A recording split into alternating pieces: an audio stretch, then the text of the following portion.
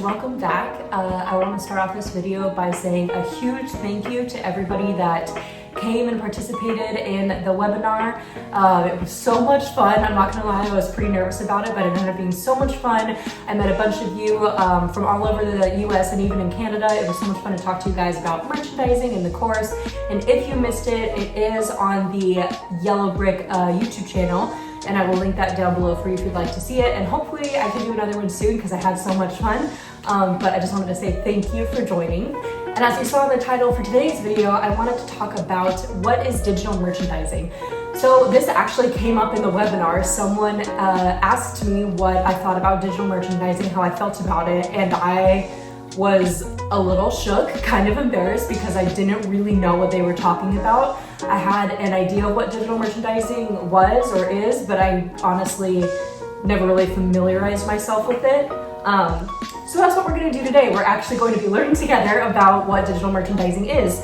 And I did look it up and I wrote down 2 definitions for you guys that I hope will help, and we're gonna look at examples together. So I hope you guys enjoy this video. I think this is gonna be really fun. So digital merchandising is essentially kind of self-explanatory. It's merchandising online. An exact definition here: digital merchandising involves all promotional activities used to sell a product online. It can include everything from site performance and digital product display to digital marketing and email marketing initiatives. So essentially, merchandising online has a great deal to do with marketing and advertising. Essentially, it's like hand in hand with advertising.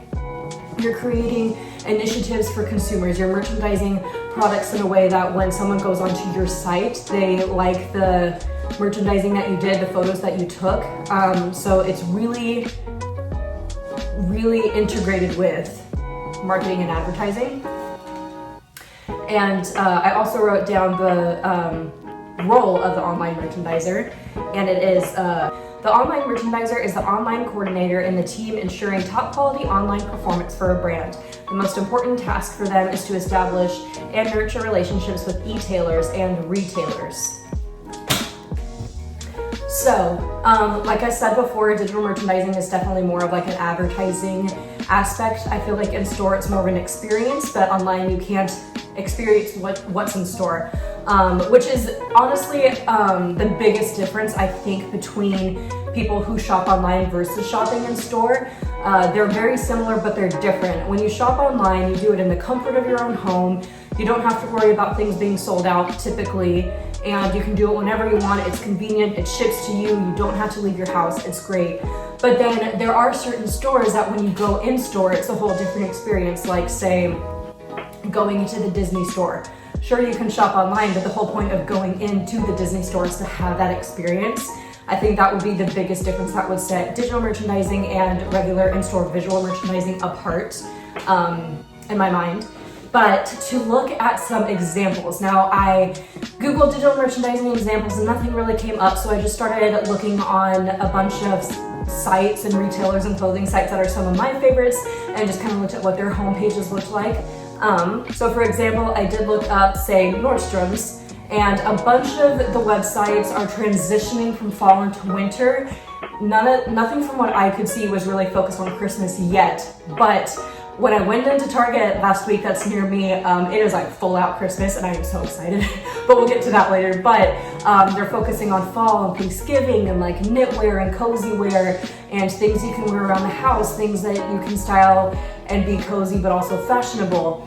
I found that H&M and Zara basically did the same things, kind of advertising knitwear. I believe Zara did more like sexy lingerie, kind of hinting at it, teasing, but you didn't really get to take a look at it until you opened up the page and looked more at the products.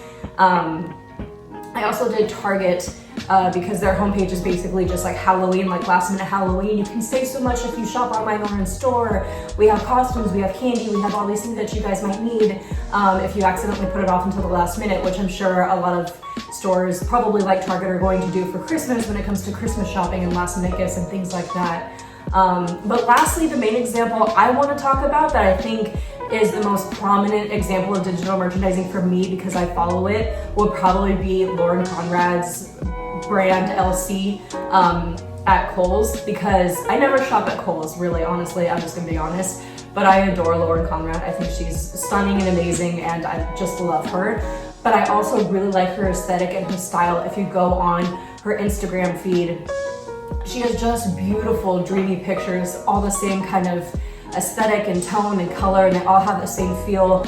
And so when I see her ads pop up on Facebook or Instagram for her clothing line, especially for like fall and winter, it's just so beautiful and minimal, and I want it.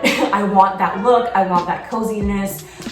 So she's a genius at taking those photos that match her persona, because that's kind of what she's established. That's what she's known so well for now, besides the hills, is she has a very particular sense of style. So that's something I'm going to be paying closer attention to now. I think it's really interesting. It's all, like I said before, it's all pretty much cut down to a science as far as merchandising goes. Your whole point is to the whole point of merchandising is basically to be creative enough and merchandise a product so great that the consumer has to buy it.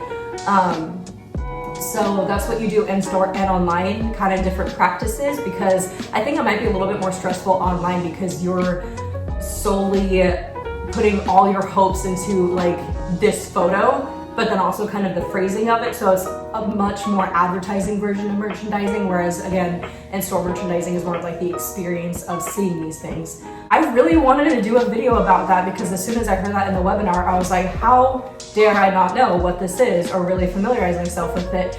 So I hope you guys liked this video. If you did, be sure to give it a thumbs up and subscribe for more merchandising content. I'm hoping to start doing some Christmas displays and maybe decor and things like that. So if you guys want to see that, just let me know down in the comments. Also, don't forget to check out my blog. I post a lot of blog posts on there about really cool displays that I see out and about nearby to give you guys more examples. And I'd really like to open that up as a forum. If you guys followed along and want to talk about it in the comments, that would be awesome too. But I'm also starting a series of content on my blog about merchandising, pretty much like a written version of these videos for people who like to read more and have links to certain things. I know I've recommended a couple merchandising books in the past, and courses and things that you can do. So that's kind of a long outro, but thank you so much for watching. I'll see you in the next one. Bye guys.